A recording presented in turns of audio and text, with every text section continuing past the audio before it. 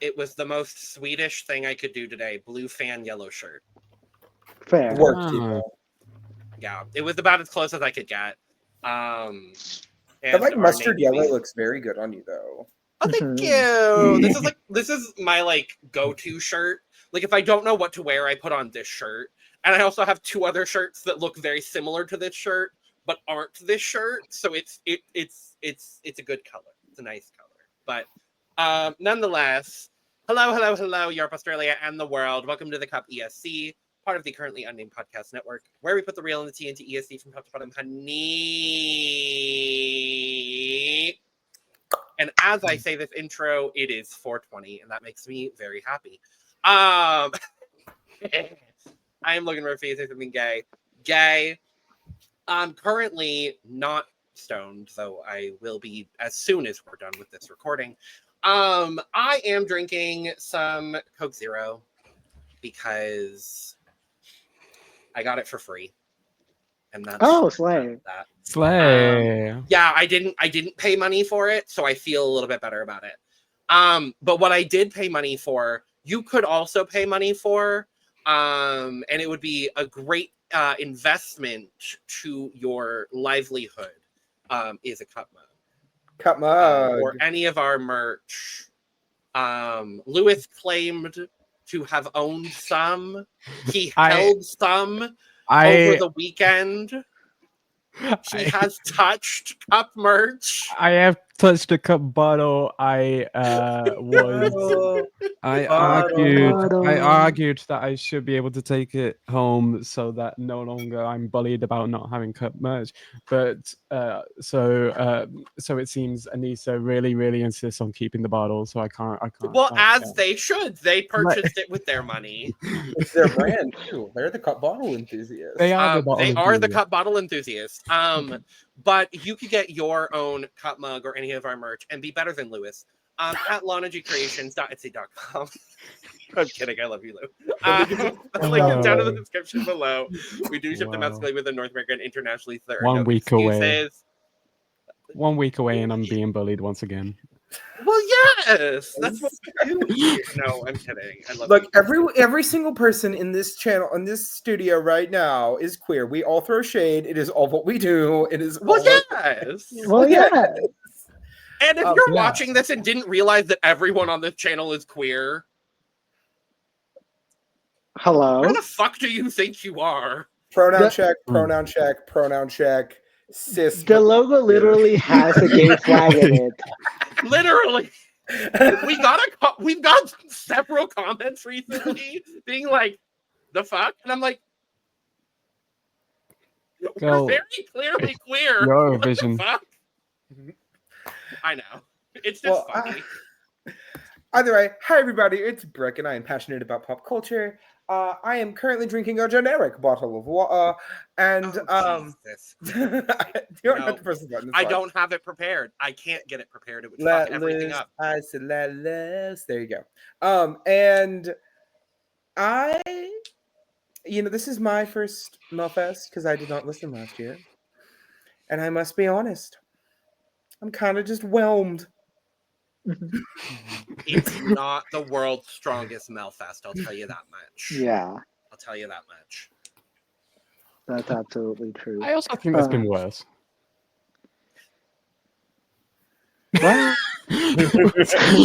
Well, we'll talk about it. 2023. Damn. Okay. Hola, I am Eduardo, the Mexican representative of this podcast. I'm here to talk shit and get hit. I am drinking water today out of my bottle. Yeah, I agree with Brook. I'm whelmed. This is my second Melfest, and I'm whelmed. So, it could be worse. It could be worse. It could be 2023. It could be 2023. Hello, everyone. Hello, everyone. I'm Lewis. I'm a UK ladder, fresh from the land of Canada, and that was shit. You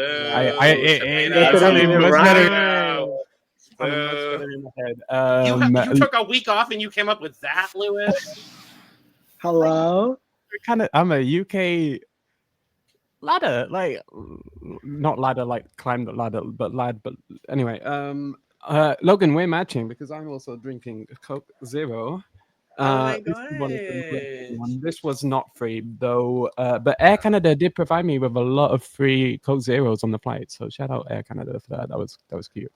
Since when did this podcast get taken over by Coke Zero enjoyers? I You're the Coke always Zero drink Coke girlies Zero. of the pod. Yeah. Yes, God. Ooh. This is all Jeannie's fault. I blame The Jeannie. door always. Genie has opened. She's come on one podcast and changed the game for us all. Fully. She committed a Lord. revolution, if you will. Oh God. That was more revolutionary than a couple of she these enlightened- songs. She enlightened the voice of the silent, and to that I said Yihaa. And it truly Continued to showed talk. me what love is. She went on and on and on. And to that I say sauna. And to Pepsi Zero lovers I say I hate you so much. That's a thing that exists. Y'all are sweet and psycho. Anyway, usually this is how we close out national selection season, is talking about Melfest. But this year that is not the case. No. Because we are talking about Melfest. You clicked on this video, you know what it's about. We're talking about Melfest. And it's usually a really nice way to close out the year, because Melfest is like the national final. It's the big one. It's usually one of the bigger, better quality ones. Lewis, this is what, your third Melfest? I don't think I don't know. I forget what I've covered and what I haven't covered. I don't think I covered it last year. No, I didn't. But I caught up on it when we did the ranking of the non-qualifiers. Okay. Yeah. Okay, because this is my fourth Melfest. And overall quality is not bad. Mhm. But like I keep saying, it's not 2023. Well, Yeah. But 2023 also provided one of my favorite artists and one of my favorite songs of all time. Theos. So did 2022 provided me Theos, and 2022 provided me several of my favorite artists, one of which we will be talking about here today. But I am, as much as we crap on Sweden for sending, Sweden type songs that sound like they were from Sweden, I have to say, I come out of Melfest every year with a lot of really fun songs that I love. Like, I always really end up liking Melfest. This year is no exception. I've already added like 12 songs to my playlist. Like, there's a lot of songs I really enjoy from Melfest. Unfortunately, just due to the nature of Melfest, we have not been able to cover all of the heats as they've happened. So we are only going to be covering the 12 songs that made it to the final for 2025's Melfest, or Melodifestivalen. My favorite thing about Melfest is the way that they announce every song in Swedish. It just makes me happy. I don't know why. It's just very fun. But we are going to talk about all 12. What were you saying? it was pleasant. Yes. Yes. The announcer, I don't know his name, but he always is lovely. The hosts need to get their shit together and not be rude, disgusting, horrible people, but that's beyond the point. If you know, you know. But we are going to talk about all 12 songs competing in the final of Melfest. We have ranked the songs prior to this recording, so we're going to be talking about them in our aggregated list format, as we've been doing in the back half of this national selection season. And so we're going to dive into those songs right now. Before we do, make sure to subscribe if you're not already, because we're here almost all the time giving you almost all things Eurovision Song Contest. And as national selection season winds down, we've got one more to do, and it'll be a first for the channel, as we will be covering Una Voce per San Marino. Ooh, we're still not naming the national final. No, it is Una Voce per San Marino. Oh, it changed again? According They to changed it them, back. yeah, I don't know what Eurovision World is on, Oh. but they are calling themselves Una Voce per San Marino. So why have we got a new logo and a new what was, I don't know. Una Who knows? voce. Anyways, that's for Una voce per another Severino! episode. Usually they don't drop the songs beforehand. But we're gonna talk about most of the songs that they have because most of the songs have dropped. Irony. So stay tuned for that video that will be coming out later this week as well. And we will be reacting to most of the rest of the internal selection songs coming out over the next 2 weeks. And then after that, we will be doing our overall reviews for Eurovision 2025. How weird that it's already March. It doesn't feel like March. Anyway, make sure to check out the description below as well, where you can find all of our audio podcast links, as well as the links to our other 3 channels for almost all things drag, competitive reality TV, and WWE wrestling, as well as our Patreon, where we will have a lot of fun content coming your way soon. So stay tuned for that. And shout out to our one and only patron, Brook. Brook, wherever you are. Brook, wherever you are. Thank you. Anonymous. But here's the thing, and this is what I have made abundantly clear, okay? I enjoy having early access to content, okay? Especially content that I don't record, because as the only person who is on 4 channels, there are still videos that I don't get to be present for, Well, and things that I don't keep up with. So it's nice having early access to, right now, like the Lamos refill that we're doing right now, the upcoming content that's about to be dropping very shortly, the Eurovision content that'll be coming in June, like just a lot of things that are just really nice to have early access. And quite frankly, I also like supporting the channel, and you should like supporting the network too. Thank you. So we are going to talk about all 12 songs because all 12 songs received points from us. Going in somehow we did that. Going in order from least amount of points, that also meaning 12th place overall in our rankings, is Maja Ivarsson with Kamikaze Life. She received from our rankings 3 points overall, and all 3 of those points came from Lewis. She is also going 7th in the running order for the final overall, and was 2nd place in Heat 1, which is how she qualified for the grand final. Okay, so this is my first Melfest, but I have a legitimate question. Did they throw a lot of the songs that like aren't really great into Heat 1? Is that kind of what generally happens? Yeah, that was the vibe I got. Didn't care for it. I think the key change was wildly unearned at the end of this song.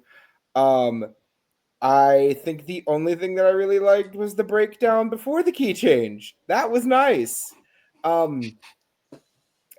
Yeah, it just really, it gave Sweden's second non-qual energy if it did go. Shit. I mean, you're not wrong. Yeah, you're absolutely not wrong. This one was weird because I was feeling like I wanted both more and less from this song.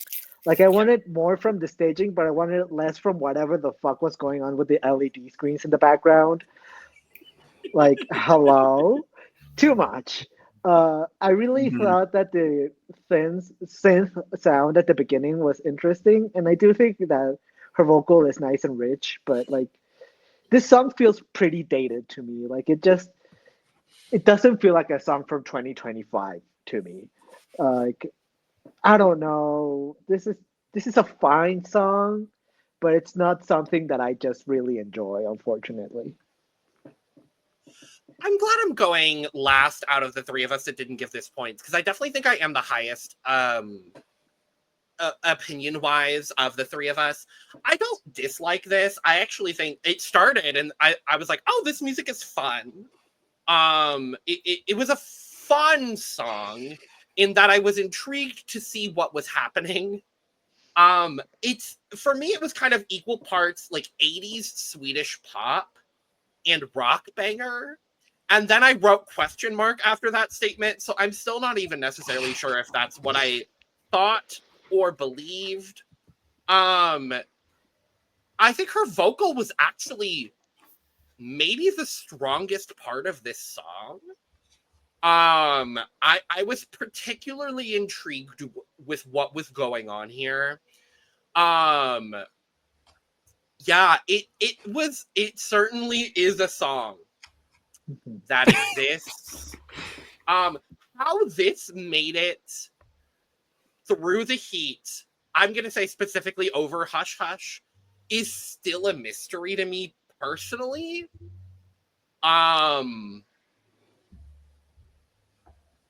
But hey, someone's got to be last in the final, right?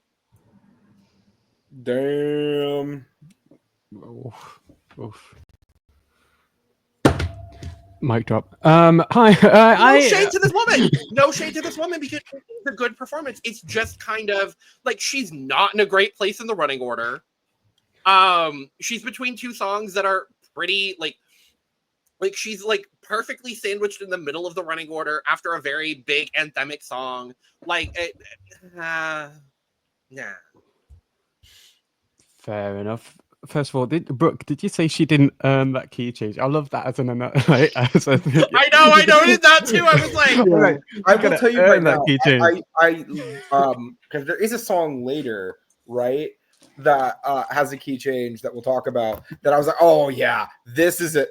They earned that key change, and now we're talking about the same song for the rest of the time. I will be putting an earned or unearned key change. For the rest of my time as a reviewer. That's just where we're at with it at this point. I find that so funny. I don't know why. I just find that so funny. Yeah, I love her as a performer. I think performance-wise, I love her as a performer. I feel like there's probably experience there, but it's also probably why it feels dated. I don't know. It feels like she's maybe been doing this for quite a while. I really don't care for the song. Even though I gave it 3 points, I really do not care for this song at all. But I do think that she did sell the song a lot better on stage. Or off stage. Wasn't there like off stage moments during this performance? I might have been. Yeah, there was like a weird off stage moment right before the final chorus where she like goes to the side of the stage and the staging is kind of weird because it seems like the people that are behind her don't really necessarily realize that they're about to be on camera with her. And then the camera cuts and there's like a solid 5 seconds where it just sweeps across the back of the stage while she gets back up on the stage and then has to get back up on her platform on the stage. Oh, Lord. Well, whatever that was, I was quite enjoying it, to be honest. Yeah. Sure. But I'm Good happy to move gal. on. I'm happy. I went and looked because I was like, certainly she will have, competed at Melfest before. No. Oh.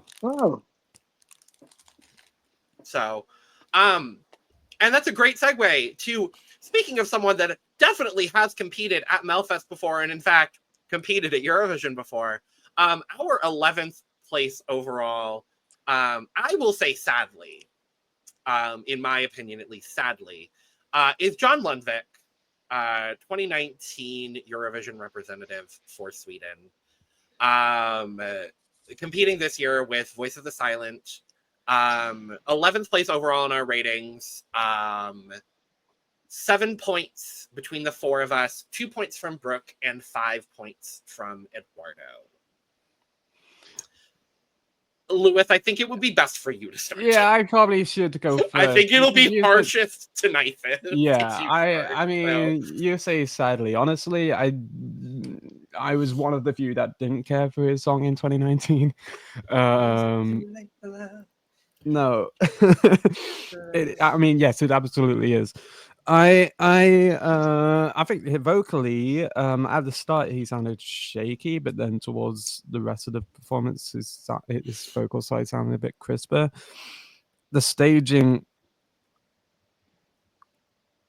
I don't know. Is it just a giant orb? I don't know what it's meant to be. Yes. Yeah. Okay. I also put on my notes specifically, I hate to interrupt. I also put, and I quote, Can someone please explain the big silver ball? Because I don't get Yeah, it. no, it's just a big orb. Yeah, it's not even like It's just like a big disco ball. orb. And somehow he won the heat.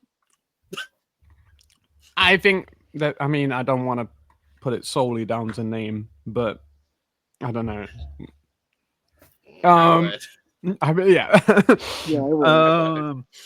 I love the camera cuts. I think the camera decisions here worked well. I know that's nothing to say on John's part, but production on this in terms of what was going on with the cameras, I enjoyed that. Yeah.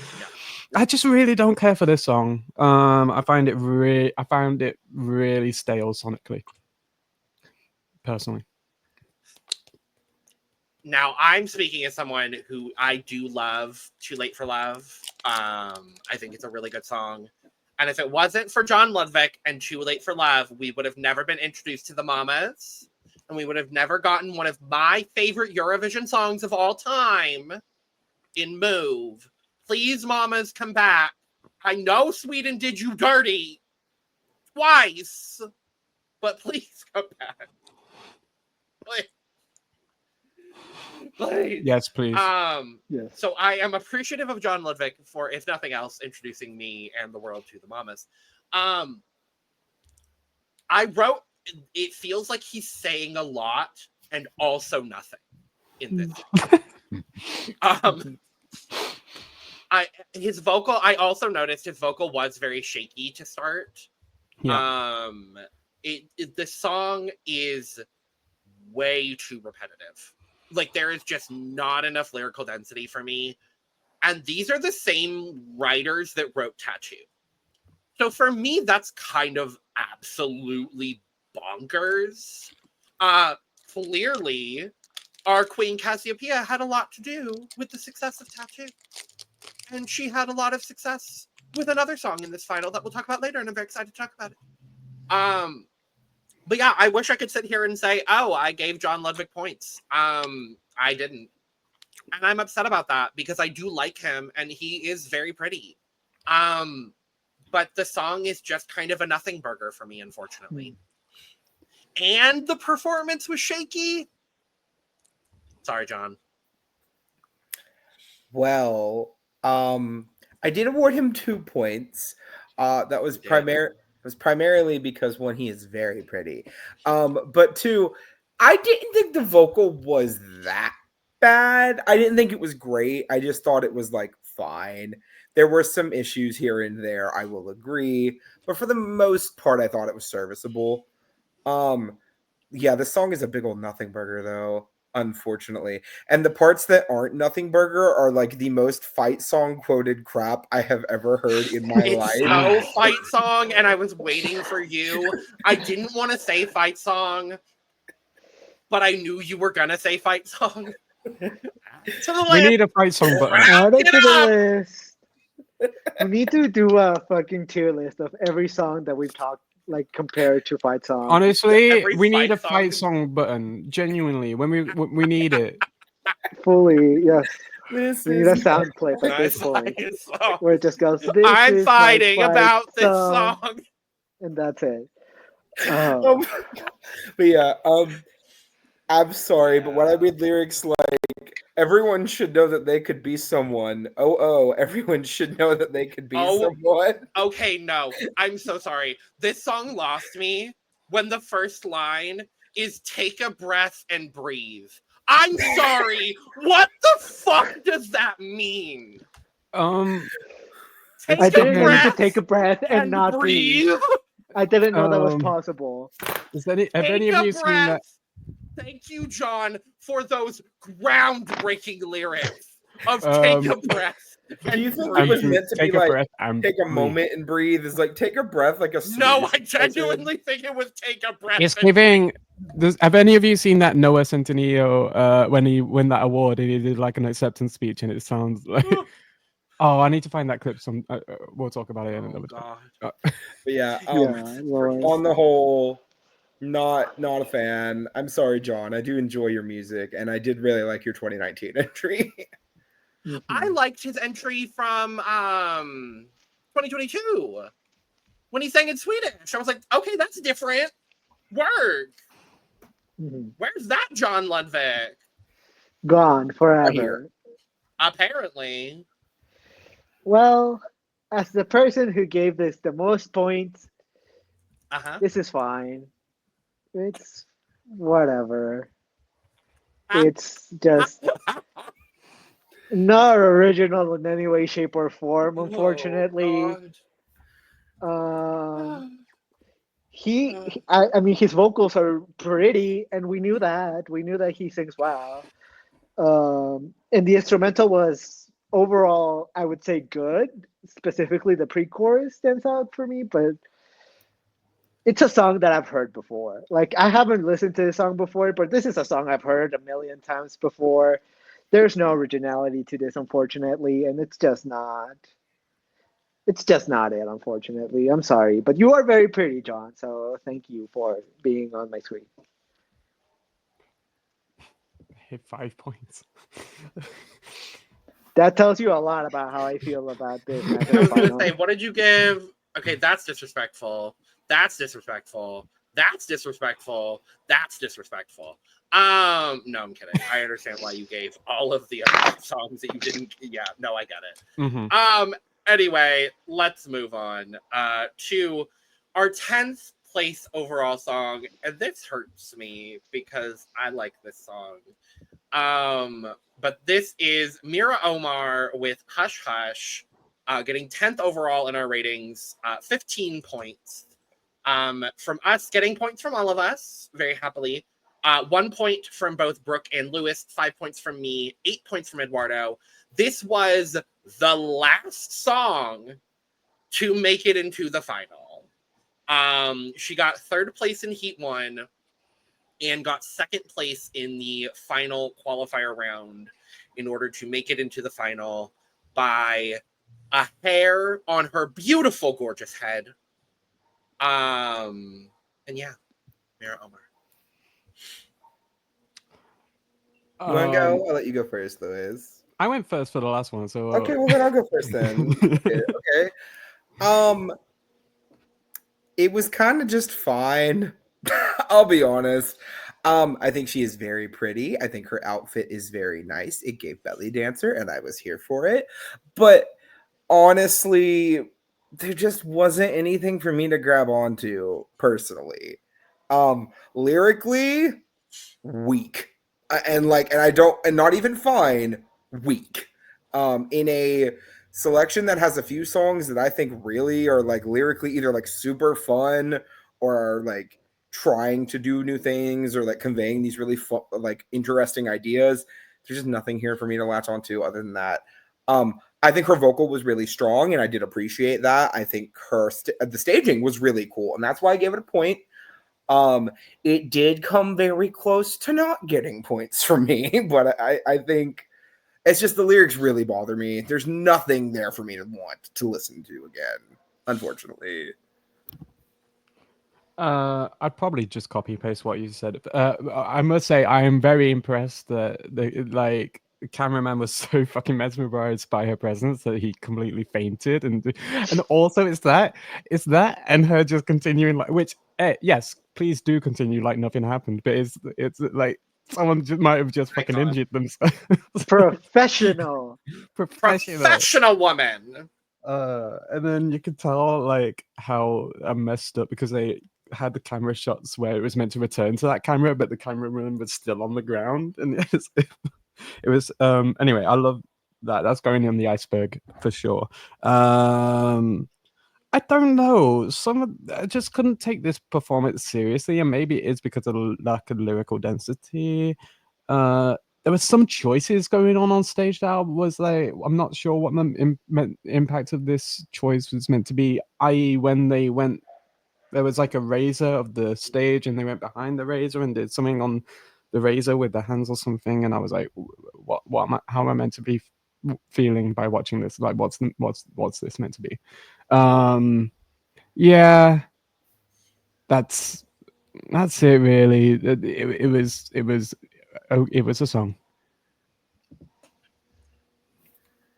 Okay, now I understand that I have been the person on this podcast that comes on here and says, "Oh, I need lyrical density," And I understand that I have been the person that comes on this podcast and says, oh, there's not enough lyric for me. It's too repetitive. I can't get behind this song. This, that, and the third. I understand that I have been that person throughout this entire national selection season. There is something about this song where I don't care about any of that, and it just works. This song, it just works for me. I also really appreciate, and it goes to show that it sucks that she was the very last fucking person to qualify for the final, but I'm certainly glad that she did nonetheless. That there are lyrics in the song in both Hindi and Dari, which is an Afghani language. So I love that we're getting at least lyrical diversity here in that regard. But I don't know. There's just something about how captivating she was in this performance that I was just a really big fan of. I enjoyed it. I think the vocal is good. She was in pocket the entire song. There's this gorgeous syncopation that happens. I think the beat is great. She's absolutely completely fucked over by being put before Måns Zelmerlöw in the running order for the final. So like she's not gonna win. But I am happy she's here nonetheless, because also, I don't know how much y'all saw after Heat 1 happened, but this song broke, like, from what I remember, broke a ton of Melfest Heat streaming records on Spotify after the Heat. Like, this had more streams than every other song in this Heat combined. And everyone was like, how did this song, like, not qualify? So at the very least, I'm happy that the people that like the song get to hear it in the final. Mm-hmm. Yeah. I mean, I agree with you, Logan. This just works for me. And also, she's just so pretty. She's so pretty. Stunning. She's the kind of woman that I'm like, I don't know if I want to be with you or just be you. Right. Absolutely. This song, I think what makes it work for me is the fact that it is so different to everything else that we have in Melfest this year. The kind of Hindi ethnic sound that the song has really helps it stand out, and it makes me really enjoy it more. And like, I think the staging and the performance is good. I'm not gonna like take into account the fainting cameraman because that's not something that she can control. So that's not something that like I'm gonna like put against her. I do wish that it was a little bit more to the song overall, like maybe a little bit more lyrical density would be a little nice, but it still works for me. I still quite enjoy it, and there is stuff for me to grab onto here, which is more than a lot of the other songs that I listened to here made me feel. So I had a good time. I like this. It's a fun listen. It's just like a fun, ethnically infused, girly pop banger song that I'm just like a fan of. Also, she is Afghan born. Apparently she was also on Love is Blind Sweden. Okay, that's iconic. and married her partner from the show. So like honestly, go that's off, iconic. Queen. Good for you, Queen. If I had a nickel for every Queen. person that's competed in a national final that's also been on a reality television show, I'd have 2 nickels, which isn't a lot, but it's worth that's happened twice. It's happened twice. Yeah. Meira, Omar, and Anna Celine, queens. Did she get out in red light, green light? Yeah. No, she got out in it was the Battleship one. Icon. Queen icon. We love Anna Celine nonetheless. She made it out of red light, green light though, which is more than we can say for Dominic. Yeah. The fact that we have dash cats on Estilol is That's also true. Anyway. That's why. Let's move next to our joint 8th place. We have 2 songs that tied for 8th place. The first of which we are going to talk about is Dolly Style with Yihaa. Very excited, very, very excited for these girls. They were the first song to qualify from the final qualifications, coming 3rd in Heat 3.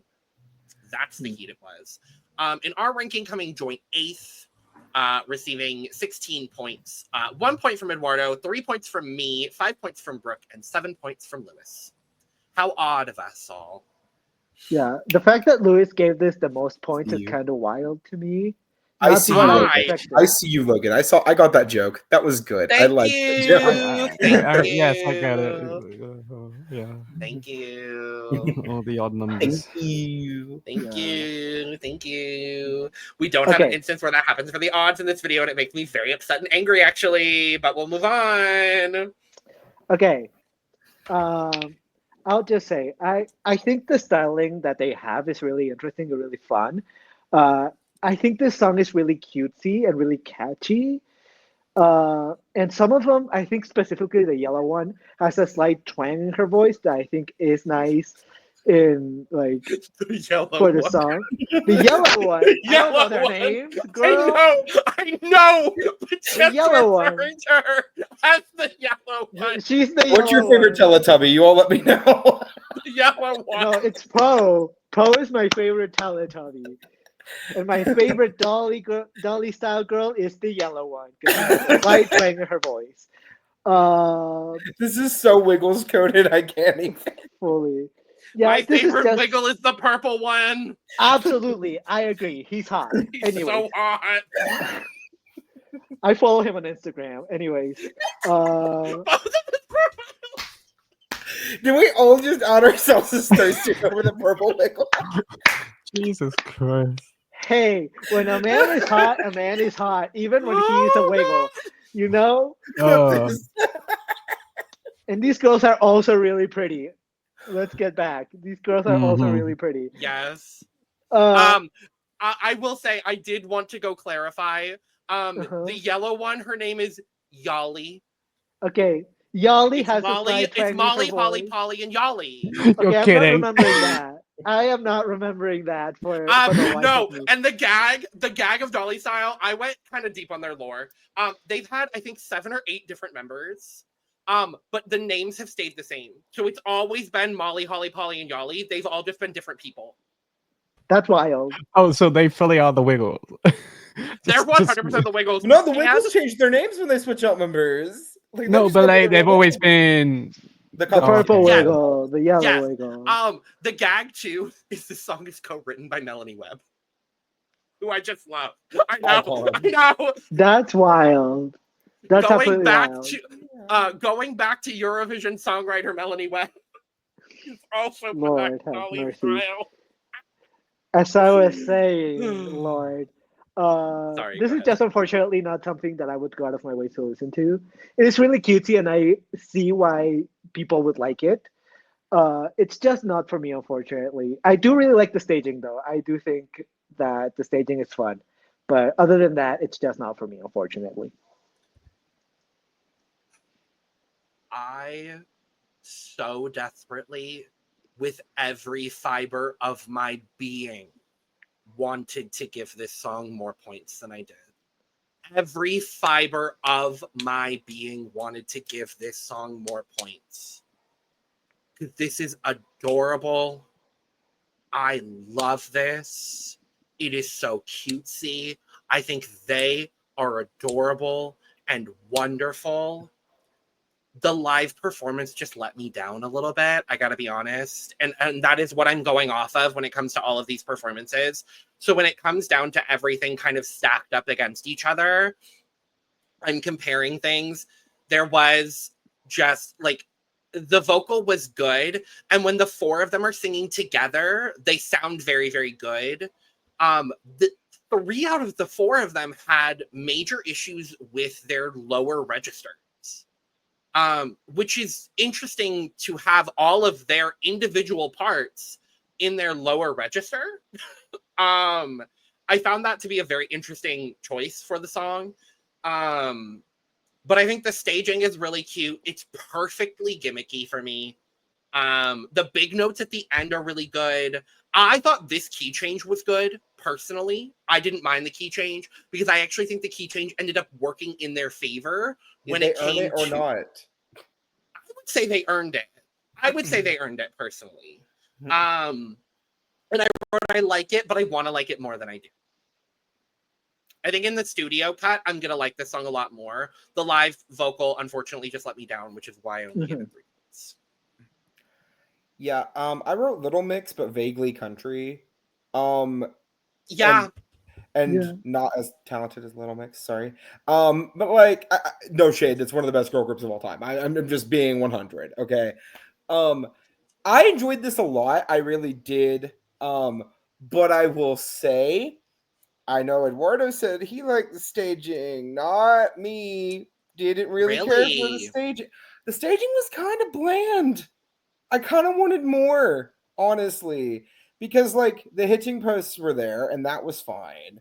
But like, and their outfits were great. I thought their outfits were delightful. I loved the wiggle style color palette. Okay. Yeah. But I didn't get anything from it and I wanted it to elevate it a little bit more. There's also another pop country girl that did a similar enough song, and her we'll talk about it, but her staging was better. Her staging was much better. It's better. Yeah. Personally, I did not think they earned that key change. I'm sorry. Okay. Not that it was bad. It was just kind of like, oh, okay. I say they earned it simply just because I think it worked better with all of their vocal registers. Okay. I think they sounded better in that key, but I feel like the key change was kind of just there. Maybe that's just me. Because I will say, I don't think it was actively a bad gimmicky key change. I just think it was a key change that was there. Because again, there was another song in the selection. When they do the key change, I'm like, oh, hell yes, this is perfect. Yeah, I think they had a really good blend vocally. And they are all very pretty with very nice outfits. Ramp up the staging though. Make it like over the top. If you're gonna be campy, go full camp with it. Because I want to be able to like fully enjoy myself with it. I just haven't been able to fully connect with it yet. Also, I will never turn down a group acknowledging the mother, the legend herself, Ms. Dolly Parton. So do your thing. Vibe. Thank you very much. I'm really intrigued because this is their 4th time at Melfest. I'm really intrigued to see whether their other entries were as campy. I mean, just on the basis of who they are as artists, I would guess so. Yeah. But I think it was also different lineups. So I don't think it was actually this exact lineup either. Yeah, that's true. Yeah, I love this. Some sort of fucking Fairly Odd Parents, My Little Pony country going on here. I fucking love it. I wasn't sure what to compare it to. The Wiggles, I don't know. There was definitely another TV show that they're giving more of a style of. But I loved it. I do agree with Brook. This is a song that you could afford to go all out with the staging. Go full, like, whoever the fuck staged James Newman. This is a song that you can absolutely stage. 2 massive horses in each side, right? And a slide coming out of the tail. Yes. Yeah. I love this. I find it very dynamic. I loved it visually. Obviously, could do with a better staging, but I love this as a concept. I just found it very fun, and more often than not, if it's fun over stale, like a previous song that was mentioned already, I'll enjoy it a lot more. And can confirm, Yali's actual name is Michaela. There you go. Yes. Michaela Slade. And she's also the first person to play Yali. Yali was a new introduction to the group when she saw that. So this is the first time they've competed at Melfest with 4 people. This is also in their 4 attempts. This is their first time making it to the final. And they qualified for the final qual twice before this, didn't make it. Didn't make it either time. You know what? I'm really happy for them. All things considered, I'm really, really happy for them. Yeehaw, back in the horse indeed. Period. That was one way for Brook to get their hand-fisted segue in there, I guess. Because, oh boy, Zelmerlöw's back. And we certainly have him tied with Dolly Style. Yeehaw. Indeed. Yes, coming joint 8th in our overall ranking is indeed winner of Eurovision 2015, Måns Zelmerlöw with Revolution. Zelmerlöw. Also receiving what? Zelmerlöw. I don't care.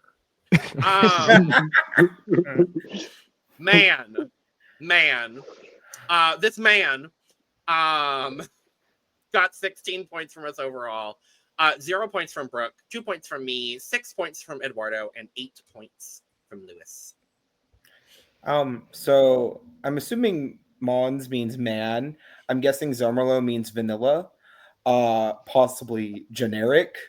I don't know. This is the most generic song from the most generic modern day Eurovision winner. I could tell you that. I felt literally nothing listening to this.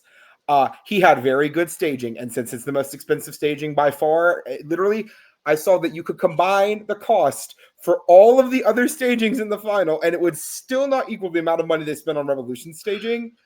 It better have been good, and I think his staging was good. It's also the reason he won 2015, but now's not the time for that conversation. This feels like a Coldplay throwaway. Like, and not even a good Coldplay throwaway. This is like one of the songs that Chris Martin writes, and then he's like, I don't think we could fit this on the new album. Let me just go workshop this to other people and see if they want it. And then it bounces around a bunch of other artists who also think, not really feeling it. And then it finally winds up at Melfest. Like, and again, I don't care for the song. Vocally, he's good. He's never had a bad vocal. Right? And I'm never going to say anything bad about him vocally. His vocal was good. I think it was a little shaky during the second verse, but outside of that, it was pretty good. But the song is a nothing burger. I'm irritated, again, that we're continuing to allow former winners to compete and get it back into Eurovision. That's a thing that has bugged me for a minute. And that's not Måns' fault. That's just a general issue that I have. And then on top of that, and this is my biggest critique, I was bored. You spend that much money on staging. You have a singer who is talented. I'm not going to shade him that way. But I was bored. Absolutely not. No points for me. Moving on. I am going to echo a couple of the things that Brook said there. Obviously, I only gave it 2 points. I don't. And I'm also going into this fully understanding and recognizing that this is probably going to win Melfest based on name recognition alone. And I understand that. And if this goes to Eurovision, sure, whatever. I think there's better quality in this final of Melfest personally that I think would give Sweden a more interesting result. That's just me personally. I think it is staged well. I think the props are great. I think the camera effect is lovely. I think it's performed very well. It's a strong narrative song. It's just kind of there for me. Like I don't find it. It's very similar to the way that I felt about John Lundvik. I just feel like this song was staged better. But he performed the absolute hell out of it. He sold the hell out of it. And I understand that a lot of people could say the same thing about Loreen. And I understand that. And a lot of people have said the same thing about Loreen when it came to Euphoria versus Tattoo and then the comparison of Heroes versus Revolution. I see it. I understand that. It's not for me to love. And I'm going to cede the rest of my time to two people that like it much more than I do. I wouldn't even say that I like it much more than you do. I'm going to be so honest with you. I mean, I just think Måns doesn't make the type of music that I would go out of my way to listen to that much. Like, his style of music is just not that for me. But I can appreciate some things here and there that are good. First of all, he's nice to look at. Let's just be for real. He's really nice to look at. He's really pretty. And the vocal is good. And we also knew that was gonna happen. He's a good vocalist as well. And I think that's something that does elevate this a little bit more. What really elevates this song, though, is obviously the staging, which is really good with like the dark undertones and like all of the wind and the camera movements. That's really, really good. And yeah, I think that's what's the best thing about this song, because the song in and of itself, for a song called Revolution, there's nothing revolutionary about this song. It's just very generic. And I can appreciate some generic songs here and there, but specifically for Måns, someone that has already won Eurovision, I really wanted something incredible, and I just didn't get that. Overall, I do think this is a nice listen, but it's just nothing incredible, unfortunately. I mean, it's just quintessential Måns, isn't it? It's nothing. Again, like you said, Eduardo. It's nothing revolutionary. Revolutionary. In fact, if anything, it's expected. I gave it the most points, and about 95% of that is based on presentation alone. Okay, That's fair. valid. Completely valid. I think staging feels there's something quite Leslie Roy about it. Literally thought the same damn thing. Oh my Could god. you imagine maps staged just like this? Right. She could This is giving maps if Leslie returned the next year to do her to do her like, her winner's reprise for Leslie 2022 Roy. for Ireland. Yeah, Leslie to this house. I know. I really Let's make it very clear: we are forever a Leslie Roy stand podcast. Period. Absolutely. Leslie Roy. I really enjoyed this visually.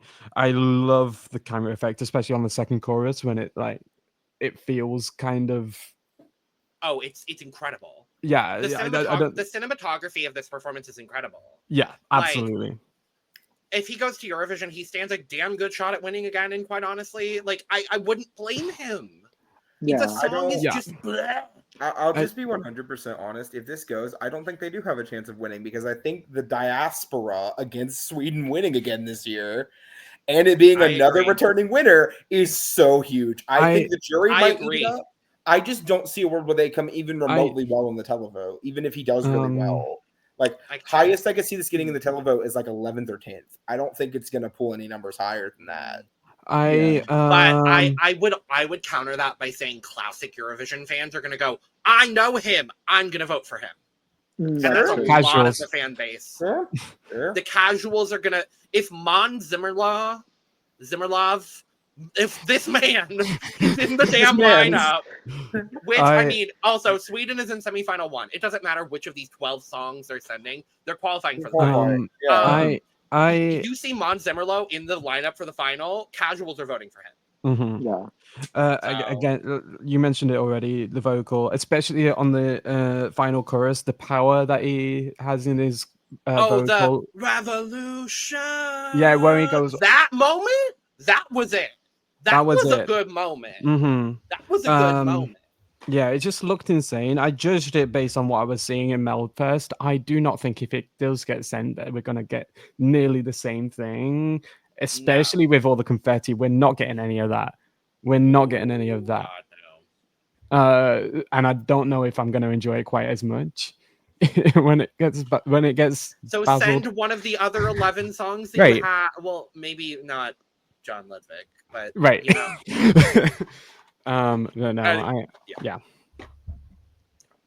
Let's move to another song that I think we all liked somewhat more than this one. And that is our 7th overall song. This is Erik Segerstedt with Show Me What Love Is. He will be going 6th in the running order for the final. He got 1st place in Heat 2. This received 17 points from us overall, 1 point from me, 2 points from Lewis, 4 points from Brook, and 10 points from Eduardo. Can I just say real quick? Eduardo, we just defined a stereotype. We Really? just defied a pattern. The two of us give the highest points to a male ballad? What the hell? Wait, yeah. And I gave it 10 points.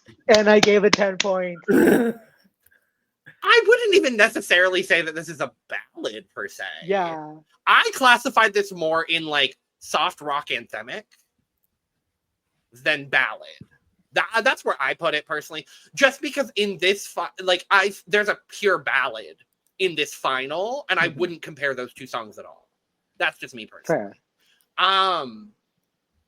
I'm honestly a little surprised that I gave this the least amount of points. I do actually really like the song.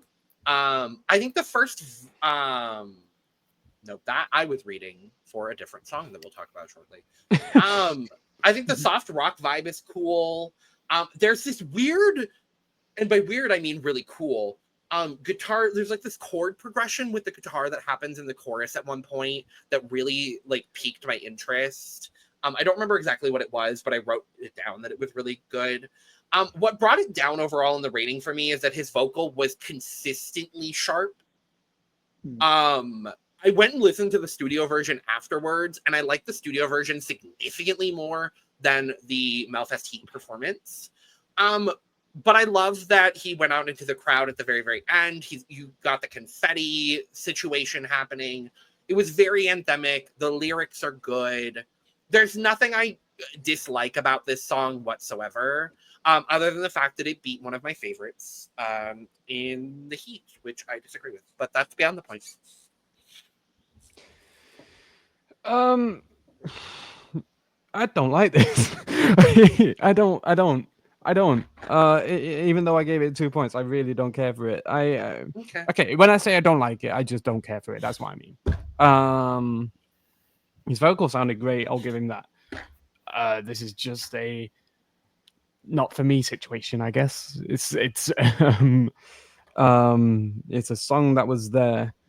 And to be honest, I quite find difficulty in recalling what it was, and that's probably I'd have to go back because this is not something that I remember. Well, I thought this was okay. Thought it was fine. Vocally, it was fine. This is my perfectly inoffensive, perfectly solid of the selection, I think there was nothing about this that was like utterly repugnant, but for the most part, it was totally fine. I liked the background. Whatever they had going on the screen, that was very aesthetically pleasing for me. I enjoyed that. I appreciated the simplicity and the fact that they didn't try to make it this over-the-top staging, and it was literally just people playing instruments on stage. Thank you for that. Yeah, it was fine. It was fine. Lyrically, it could use some help, but otherwise, yeah. Yeah, that's fair. And I absolutely understand all of the reasonings why like it didn't receive as many points as it did. I just like anthemic songs. I just really like songs that feel anthemic and kind of epic. And so it really made sense for me to really enjoy this song. I think it has a really cool intro that really captures your attention really quickly. And I find his tone really interesting. I think the chorus is dramatic and I think it's good. I wish that drama did like last a little bit longer, you know, onto the verses as well, because the verses do fall a little bit flatter for me because of that, but it's still really good. And like the moment where they go onto like the crowd and the confetti like bursts out and it starts raining on them, I thought that was a really like cool, fun moment. And specifically for a band, they turn to either do too much or do too little, and I think this one did like just enough with like what they had. I don't know, I just had a lot of fun listening to this, and yeah, I don't know why I enjoyed it so much, but I did, and I had a good time. I just had to look it up. This one, I feel like there's a more direct correlation to Coldplay than Måns, personally. I don't know, just looking at it visually, what's going on stage, and also sonically. Okay. I don't know. It's also interesting because he has competed twice at Melfest before. This is the first time he has performed solo at Melfest, which I think is also an interesting thing to bring up.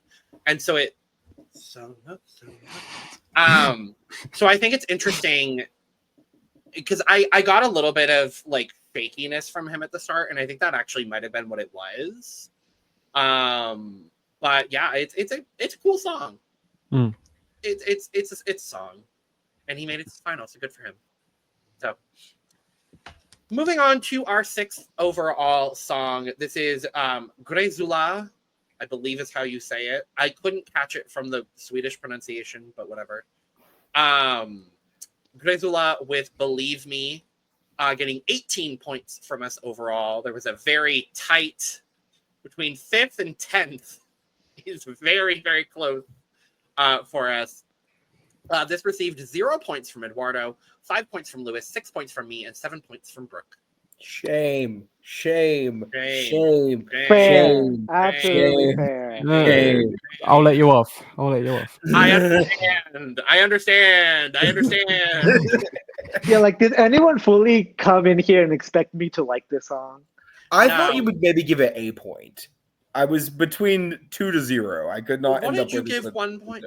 I understand why you gave 1 point to the song you did, and 2 points to the song you gave to 2 points. I'm not surprised. Yeah, like, this is not shocking in any way, shape, or form, I think, to anyone. This is just not my style of music. I do think it's unique, and I do respect it a lot for what it is. I do like the rasp in his voice as well. Unfortunately, the song kind of, for me, falls into something kind of generic for me and not super memorable. Like, after some point, it just felt like the song kept repeating onto itself. Like, when you have like a scratch disc that just keeps skipping over and over and over again, it kind of felt like that at some point. Like Peter Griffin said, like, it insists upon itself. But there are things to like about this, and I do, as I said, I do respect the artistic vision about this. It's just not for me. I'm sorry, quoting Family Guy. Quoting Family Guy on this insists upon podcast. itself, Lewis. It insists upon itself. How can you even say you don't like it if you haven't even given it a chance? I just couldn't. I just couldn't get through it. Anyway, Lewis. Famous spokesperson Peter Griffin. Yes, I love this. I like this. Although I gave it the least points of the ones here that actually gave it points. I loved the drama of this. I love his voice, first of all, and there's a drama in this performance. I love the drama in this performance.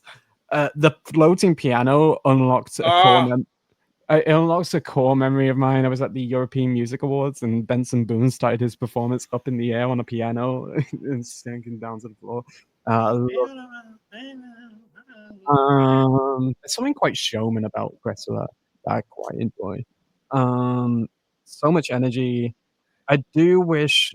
Okay, I put in my notes. I wish the song went another direction for maybe like a bridge or breakdown section. We did get like a breakdown section, but it happened way too late. Yeah. I wish it happened sooner in the song. I really enjoyed this more than I thought I would when it started. Because it started and I was like, oh, this feels like a Freddie Mercury ripoff. I gotta be honest, that is immediately where I went to. Which is what people say about Benson Boone. So. Well, yes. I think Benson Boone is very, very different sonically, physically, and all of it. Also, let me get it out of the way. Greczula is very pretty. He's very nice. Mm-hmm. But no, I think there were a lot of stylistic choices that I really enjoyed here. Staging, I think it was simple but very well done. The piano in the air was a really nice touch. When he got on the ground and started spinning around like a clock hand, I think that was a really interesting touch that I don't necessarily think was planned. I think he kind of just did it, and it worked. I think sonically it's a good song. It's a simple song, but there is something so Freddie Mercury, so Benson Boone about just like he's just a showman and he's just a singer, and I really like that. And I think that would be really cool to see at Eurovision. I don't think he's gonna win. He did come first in his heat. So I'm really intrigued to see how the voting goes down overall.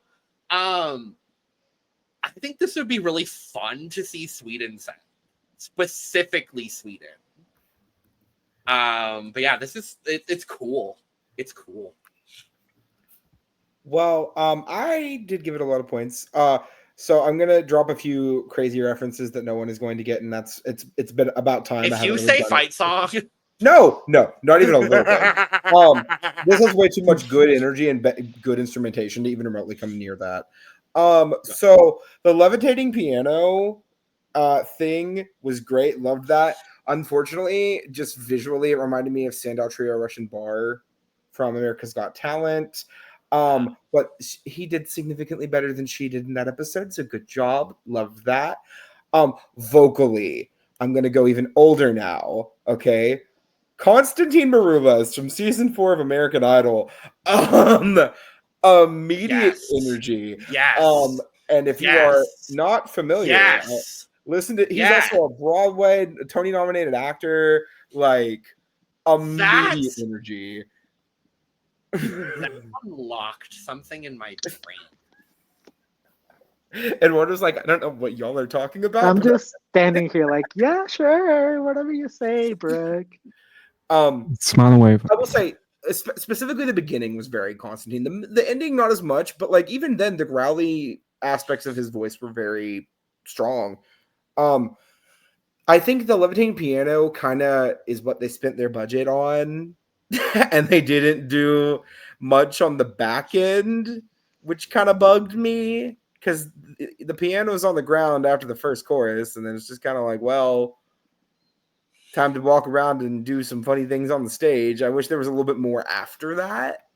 But honestly, I really enjoyed this, and if Sweden somehow did send this, which I don't think they will, but if they did, I would lose my mind. I mean, he did win his heat, so I think that is worth acknowledging. And it was a fairly difficult heat, all things considered. We did lose a good song in that heat as well. Shout out to Mulu Pritz. I actually am going to disagree with you on something. I don't think he needed to do much more beyond the piano, because I think there's just this showman quality about him where I think he can just improv on stage, and he's got the charisma and the stage presence to kind of just pull it off. And I don't think the song needs much more than what he's already doing, personally. Mm-hmm. I mean, it's fair. That's just where I was at with it, personally. Fair enough. Moving on to our 5th place song overall, that is Scarlet with Sweet and Psycho. They will be going 5th overall in the final running order. They were 2nd in Heat 5. And overall from us received 20 points. 4 points from both myself and Eduardo, and 6 points from both Brook and Lewis. Look at that. Very even. Very even. Very even. Quite literally. Very mindful. Mm-hmm. Very demure. Yeah, I just really like Scarlet as artists. I really appreciate what they do, especially in Melodifestivalen, because they always bring some dark pop kind of energy, and I think their art is really different to anything else that we get in Melfest. I think the staging is really, really good in this song, and I think that's really the standout here. Unfortunately for me, I feel like the verses are a little weird for me and a little clunky. The performance and the chorus are really, really good. The verses just unfortunately left me wanting more. Like, it left something to be desired, but I still like this song overall. But I had high highs and low lows, unfortunately, so that's why it ended up kind of a little lower in my rankings. Yeah, I feel very similarly, actually. I even wrote the first verse is a little clunky specifically. But by the end of the first verse, or by the first chorus, I really started to understand the vision of the song that they were going for. I think this is some of my favorite staging of any of the songs that we're talking about in the final. I think the staging here is really, really cool. And specifically their use of lighting is really cool. The way that they kind of jump back and forth between this like the very like dark staging and then this red lighting and then this almost like green lighting that they do towards the end, I think is really cool. Ultimately, it's really, really cool staging and their harmonies are really good. There were some pitch issues, and I don't think the staging and the harmony overall compensates for the fact that it is a weaker song. I am really happy to see them back at Melfest this year, and I am very happy that they made the final this year since they missed out last year. But yeah, unfortunately, not as high as I would have liked to see them in my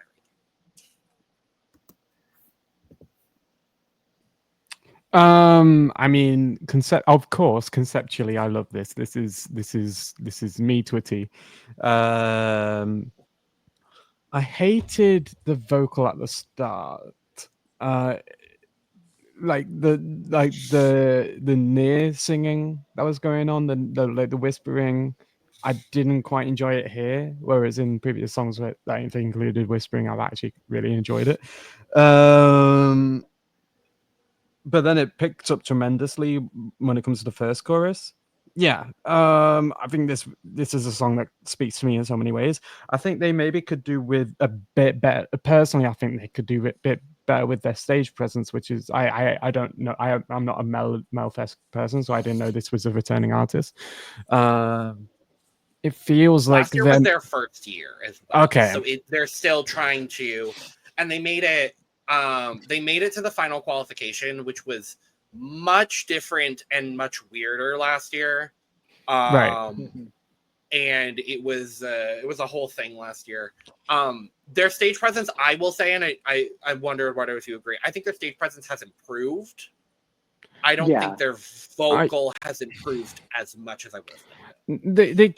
They absolutely give off the vibe that they're performers, but I don't know if maybe it's the lack of TV experience, maybe per se. It definitely could be.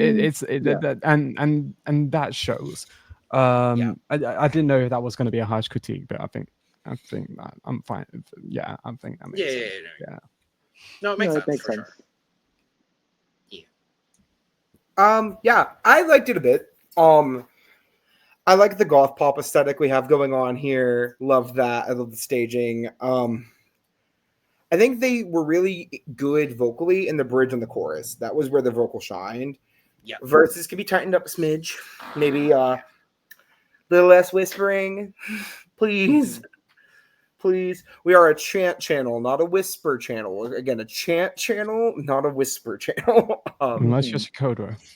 Yeah. Yeah, it was good. I enjoyed it quite a bit. I like the staging a lot. One thing I will say that doesn't really have a standout moment for me, because the high note was like good, but it wasn't like, oh, that high note was really nice. It wasn't like the high note of another song we'll talk about shortly. Cool. Yes. But moving on to our fourth place overall, which makes me very happy. Thank you all for also rating this high enough to get it to fourth place.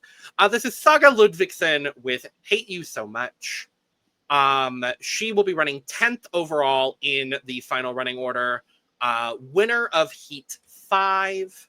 In our ranking, received 22 points overall, 2 points from Eduardo, 4 points from Lewis, and 8 points from both Brook and myself. Okay, I don't want to go out of turn here. I just want to point one thing out. My first 2 sentences in my notes were, and I quote, "Pop country, ? Logan will love this." Yes. Well, Julie. Yeah, I think I should go last in that regard. I think the best part of this song is definitely the vocals. I think Saga is a really, really good vocalist. But unfortunately for me, it just felt like there wasn't much going on outside of that. I think the staging left me like wanting more, and the actual like lyricism of the song left me wanting more. Like halfway through, I kind of forgot that I was listening to this song, which is kind of unfortunate. I like the vibe of the song, and like I've said, I like the vocals. it's just that the song is cute, but nothing outstanding for me, unfortunately. It just left me wanting more from it. Fair enough. I love the American Dino of it all. I do enjoy that. I do agree. Maybe the staging could probably. It does give budget. It's giving budget. There's a lot more going on the screen than there is on stage, and I maybe could do with more stage elements. But I do quite enjoy this. I found it quite catchy at the start. I loved the concept. Towards the end, it does get a bit tired. So maybe catchy at the start, and then by the time it got to the end, it ventured towards the repetitive side. And I don't know. Maybe it needs more going on visually for me to really enjoy this. But I actually I was quite. You know, yes, it did. Yes, go girl. Go on, girl. Give us pop country. I really enjoyed it. I think that the best thing about this was it felt like what I would expect a modern day country song to sound like, right? Where these newer pop elements that are coming into country with the general vibe of the song, right? This feels like what would have happened if country hadn't veered so far right in the US after all of the bullcrap. Like, this feels like where country could be right now in the US and where it should be. I think this was just a really fun time. I think her staging was really fun. I think her vocal was really good. I like what the song is about. I think it's fun. So, yeah, overall, just a really solid package for me. Yeah, so to nobody's surprise whatsoever, I loved this. Yeah, I just think it was a very well packaged, well produced, well sung, perfectly catchy, lovely pop country song. That's what it was for me. And as someone that used to live on Route 66, I was very happy to see Route 66 representation. So thank you, Saga, for that. Diva. I actually really liked her staging. I think all of the neon signage really worked. I definitely agree, though, with something you said, Lewis. Because I did like the camera work that was going on. And the camera work was actually a lot of what I enjoyed about the performance. I do think they could have added a bit more to the staging in order to, you know, also add to that as well. Because by the second half of the performance, like, we had already gone through the whole staging. Like, there wasn't anything else going on necessarily with the staging. But the camera shots were really good. The close-up on the final bridge before the final chorus, I think, was really, really good. Like, it gives a lot of really classic Melfest and Swedish, like, camera angles, and, like, the package itself was very, very strong. And I think it's a very good song. And, you know, it seems like we might get girly pop country at Eurovision this year, even if this doesn't win. So, you know, I'm okay with it. And thank God a woman won a heat at Melfest this year, because she was the only one. So thank God for Saga. Shout out, Saga. You go, girl. All right. Third place overall for us, getting our bronze medal placement for Melfest this year, is Annika Wickihalder with Life Again. She will be running 11th in the running order for the final. She came second in Heat 3. Overall, in our rankings, like I said, third place overall, 23 points. 0 points from Lewis, to nobody's surprise at all. 3 points from Eduardo, and 10 points each from both myself and Brook. Shame, shame, shame. No, because no one expected Lewis to give this point. I don't care. I will shame. It is literally just that it's not for me, and I'm fine with it being everyone else's, and I'm very fine with her getting third in our overall, and that's okay with me. I love the curtain. Isn't the curtain great? The curtain is great. Love the curtains. Love the curtains. And her voice is good. Her vocal is good. I'll give her that. I love the dancers coming in. I really tried hard to give this good commentary because it's just not for me. You don't and have to. It's okay. yeah, Yeah, like it's fine. I really don't get anything from the song. The bridge maybe had me somewhat hooked back in when it changed direction a little, but it's just a not for me. Yeah, I'll let you all talk your talk because there's nothing else I can say on this. This is just not mine. Fair. Yeah, I think the song is good. I will definitely say that. I think the vocal is really good and really rich, but we knew that from Annika. We had her last year, I believe. We did. So Yes. so I knew what to expect coming in. The staging, like you said, the curtain is good, but I did want more. I even wanted more fabric. I want more curtain even. Uh, and Give some me parts more of curtain, Annika. give me more curtain. Anyways, and some parts of the song that kind of feel like church music to me. Uh, the verses also left me like with something to be desired because they aren't my favorite. I think the song is fine. It's not something I would really go out of my way to listen to, but there's definitely something here to enjoy, and I'm okay with this being as high as it is. So shout out to you, Annika.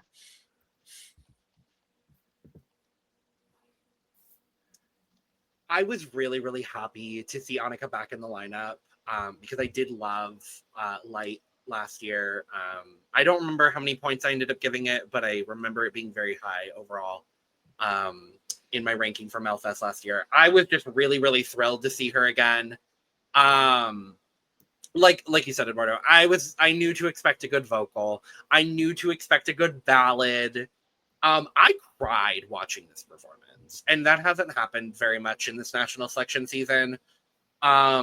This was a song that I needed to listen to right now, um, for a lot of reasons. Um, in just a lot of ways, it hit me very deeply. She's got an absolutely gorgeous vocal tone. The call and response that happened throughout the entire song was just absolutely gorgeous. The staging was great. She looked like she was having a great time performing this. The vocal was just perfect. And the last thing I wrote in my notes was just wow. So, yeah. Phenomenal woman. Phenomenal song. Yeah, I'm gonna echo pretty much everything Logan just said. I think the song was really, really great. I think her vocal was sensational. I think the staging, though minimal, was also just really beautiful. And I appreciated that. But just like the general idea of what this song is about, that hit me. Because you get like, honestly, I'm just gonna say, I keep on falling in love with life again. Yep. Like, that's a lot. Like and that's 2 lines of just, I mean, granted, it's a little exposition-y, and it's a little bit like, here's the message. But sometimes we need a little bit of that, right? I'm okay with it. I really think this is like one of the deeper ballads of the year for me, at least in terms of like where it's hitting me. Don't think she's going to do particularly well, specifically because in the running order they screwed her over bad. Oh, they fucked her so they bad. Fucked her over so bad in this running order. They fucked her so bad. But the song is really great, and I hope she does well in spite of all of that. I think if not this year, I like you said, I think she's fucked in the running order. I think she's gonna win and go to Eurovision at some point. I really do think that she is an artist that at some point the pieces are going to be put together, and there's gonna come a year where they're gonna send Annika. I at least really hope so. Because I just think she's got limitless talent. Like, she is probably the best singer of anyone in the final. I would agree. Yeah, and at least the live vocal that we got this time. I hope that she gets that opportunity at some point, because she just seems like such a beautiful person. Mm-hmm. At least from the 2 songs. And I have listened to some of her other catalog, but from the songs she's presented at Melfest, like she just seems like a beautiful person with a lovely voice and a lovely soul. So work, Annika. Love that. Let's move on to our runner-up, which upsets me. It's not number one, but it's fine. Our runner-up for Melfest 2025 is Klara Hammarström, On and On and On. She'll be performing 4th overall in the final running order. She got 2nd place in Heat 2 somehow. From us, she received 34 points, 3 points from Brook, 7 points from Eduardo, and somehow, despite all the odds, Lewis and I have come together, and we both gave her 12 points. This is wild. Wild. I am proud of us, Lewis. I am shocked. I am baffled. No, I'm truly proud of your growth. Fuck you. Okay, because if you... No, I'm proud of your growth, because once you understand my connection to this woman, no, you will understand why I am proud of your growth, and why the moment I heard this song, there was no other song that was going to get 12 points from me in this song. No, I fully said that in jest, knowing this was always going to be your 12. Well, I don't think I get it. I will just be 100. I don't dislike it. I liked her vocal. I liked some of the staging. I don't understand why we're on a random column in the middle of the stage. I don't get it, but you know what? Her staging is always very like mythical. Like there's always that like element to it. Yeah. Like that is a through line throughout a lot of her music and through a lot of her like staging. Yeah, I just didn't get it personally. I think the mixing on the live was not good. I couldn't hear her vocal half the time, and that really sucked me out of it. Lyrically, I don't really think I get it either. Because part of it is like a pining love kind of like energy, and I'm here for that. And then another part of it's like self-empowerment.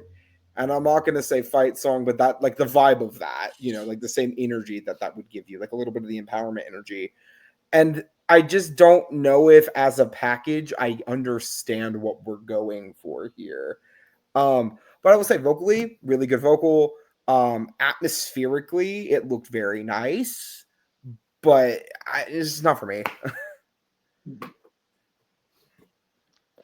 Well, this is definitely one of the songs that coming in, I knew that I was going to enjoy because I've heard a little bit of Klara's music before. And I knew the style of music that she does, and I knew that it's something that I do tend to enjoy. And once I started listening to it, it was exactly what I expected. She has a really nice vocal. The instrumental is really nice and it builds really well. I think it has some really good drama to which it does elevate it for me. I think the staging really stands out for me because it's one of the most like stagings that has a lot going on, but it all seemingly works together in some ways. Like for how much is going on, it all works together, and I fully didn't expect that to work. I'm not sure I care for the breakdown that much on this, and that's the only point in which I wasn't fully living for this song. But overall, I really like this song, but it definitely isn't absolutely perfect. There's that breakdown there that kind of took me out a little bit. But the song is really, really good. And I really want Klara to, at some point, win Melfest and go to Eurovision. Because I think she's such a good artist. And I really like her style. I don't think this is her year, but I do think that hopefully soon she will get her dues. Lewis, I'm going to let you go. Yeah, I feel like you should go last because obviously. I agree. Yeah, thank you. Absolutely. Thank you. Oh, where are we? Klara. There we go. Yeah, sonically insane, visually incredible. I was worried. My worry with the staging wasn't necessarily that I was confused by it. I could understand it. I just was worried that it would make the performance feel a bit restrictive being on that platform. But I'm very glad she got off it when she did. I proved to myself that it was nothing to be concerned about. I love the drama. I loved the tempo change, the slow down section. I loved that. That was so good. Yeah, the performance was giving, and I was very happy to give this my 12 points. There is a quintet of women that come from Melfest, where if they show up in any subsequent Melfest from here on out, I will be rooting for them, I will be supporting them, and I will be defending them with every ounce of my being. Klara Hammarström being one of them. It's Klara Hammarström, now recent addition to the quintet. Congratulations, Annika Wickihalder. But also Cassiopeia, Melanie Webb, and Faith Kikembo. Like, those are my women of Melfest. Like, I will send you all some songs from previous Melfests, because all of these women, in their own right and way, deserve to go to Eurovision. And unfortunately, not all of them can, because they're all Swedish. And Sweden typically hates women unless their name is Loreen. Supergroup. Or I don't think all of them would work together, but I might cry if that happened.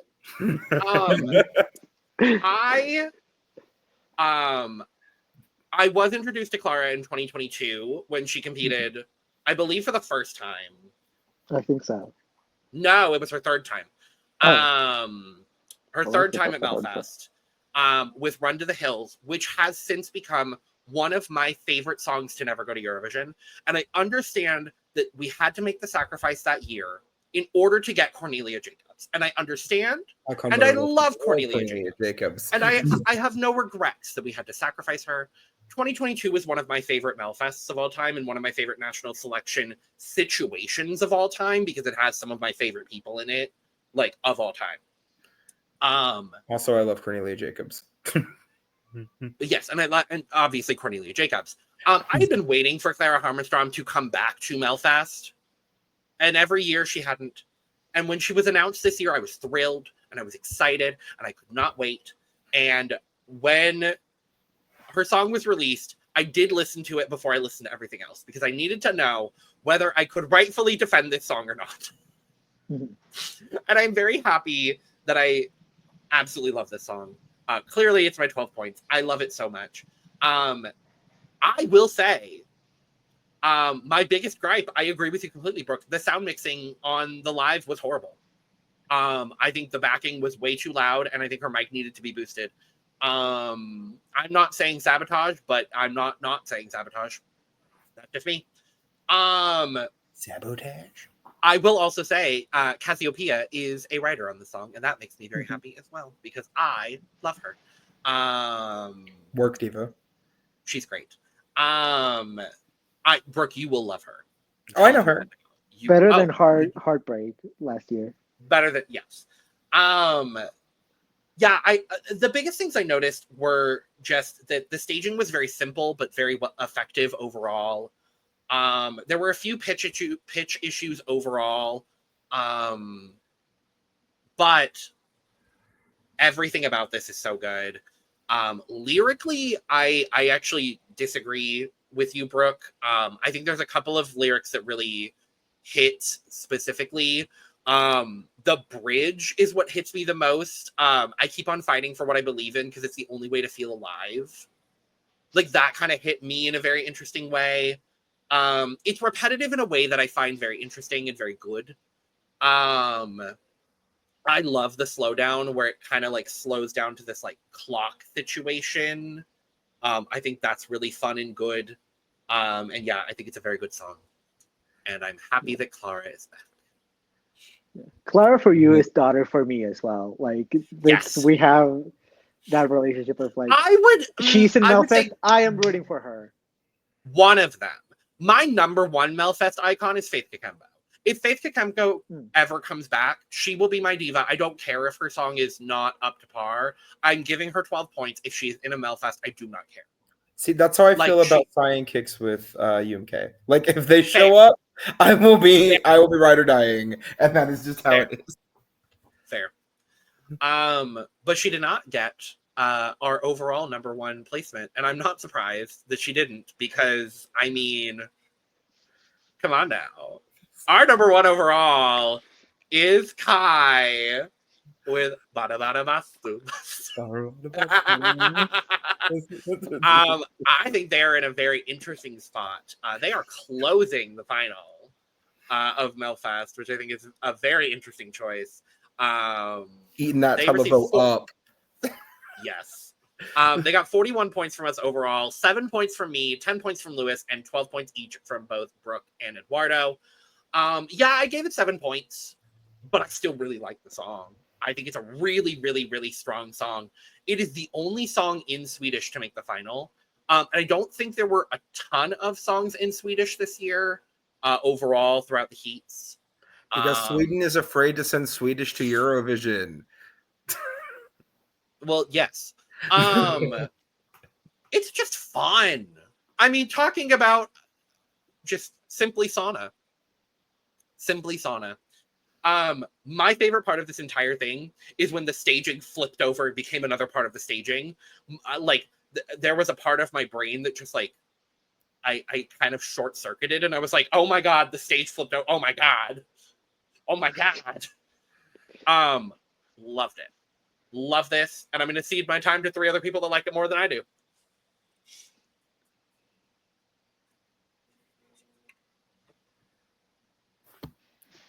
You're muted. Muted, Lou. Muted. I am muted. My bad. I really enjoy this. I can understand. I got only like 30 seconds in, and I was like, okay, yes, I completely understand why this is a favorite. Yeah. I don't know. I enjoy this. I just found this hilarious. I mean, you got dudes in saunas, dudes dancing in their towels, dudes like these dudes are fully dressed all up in their suits in a fucking sauna. Like, who does that?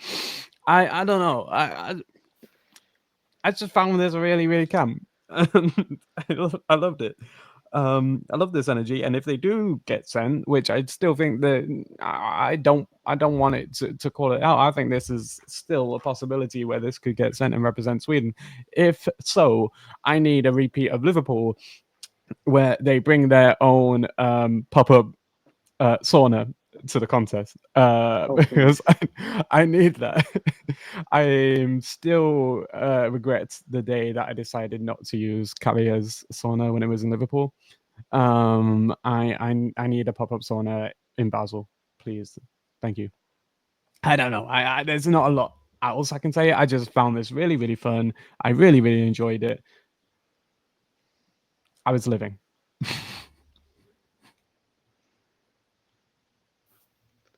Okay, I'll go first.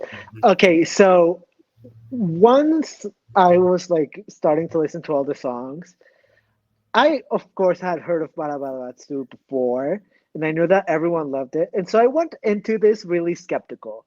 Really, really skeptical, and immediately thinking that I wasn't gonna like it as much as people did. But then the song started, and I immediately wrote down, wait, why does this kind of go hard? The accordion immediately in the song is just incredibly interesting.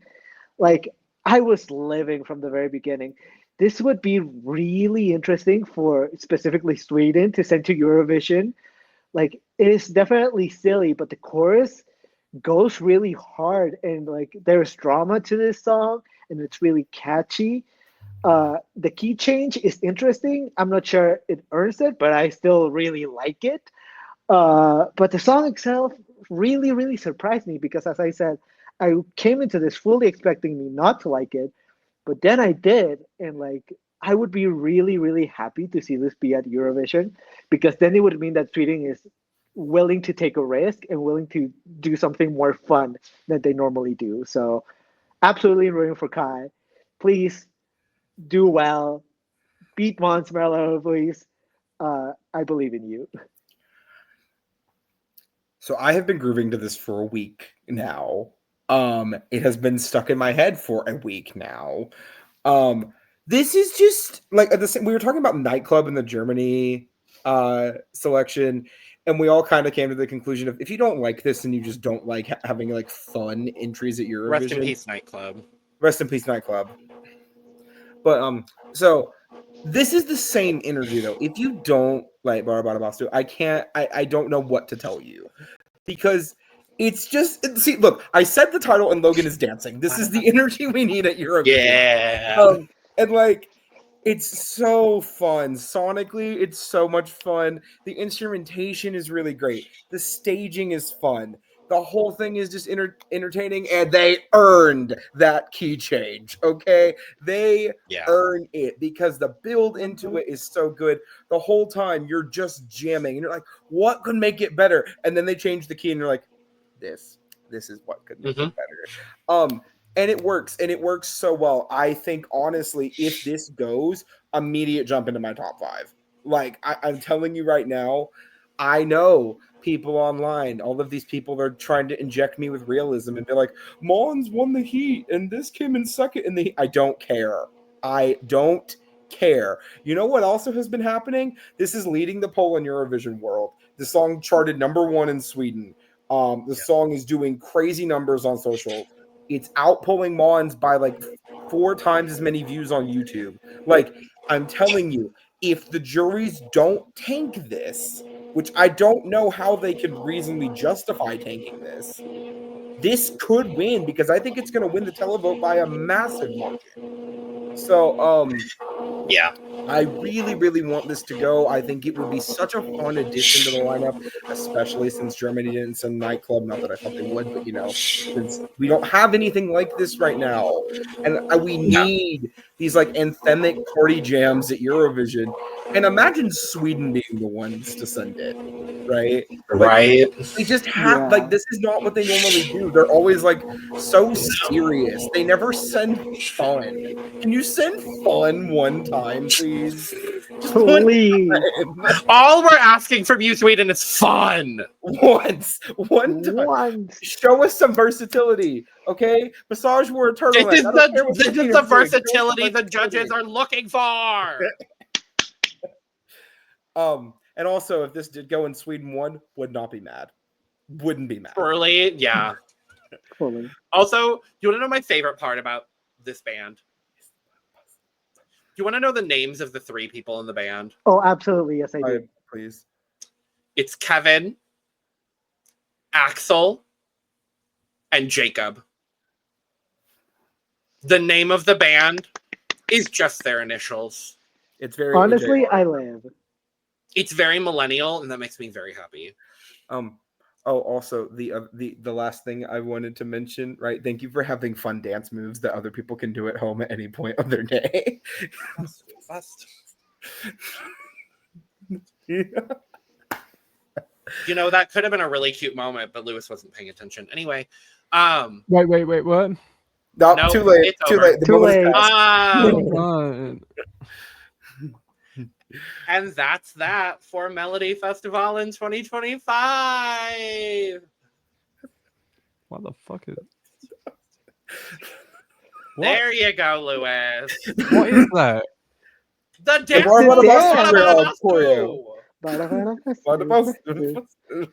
Oh, clearly I wasn't paying attention to. But yes, that is that for Melodifestivalen 2025. Let us know all your thoughts down in the comments below. Subscribe, please. Thank you. We are on a mission to get to 1,000 subscribers, because that means we can do some fun extra Eurovision things for you all. So thanks, appreciate it. Let us know all your thoughts on Melfest down in the comments below. Who do you think should win? Who do you not want to win? Why is that Måns Zelmerlöw that you don't want to win? Well, Julie. You can also check out the description below, where you can find all of our audio podcast links, as well as our other YouTube channels, our Patreon, all of our social media, the podcast social media, and where you can get your merch, including but not limited to cup mug. And with all that being said, we are going to go ahead and get out of here. So Europe, Australia, and the world, stop watching this video and go watch another one. Cheers.